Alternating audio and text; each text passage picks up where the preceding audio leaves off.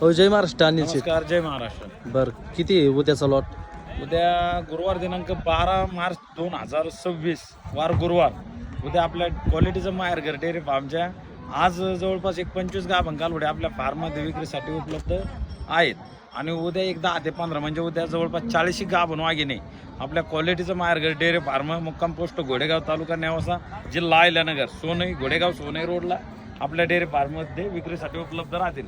आणि वाघिणी नाही, डायरेक्ट हत्तीने आज आपल्या शेतकरी मित्रांना आपण आणलेले आहेत. वाघिणी दाखवा बघा मित्रांनो, असे पीस सगळा एकदम lot दाखवा. नादखोळा पीस आहे.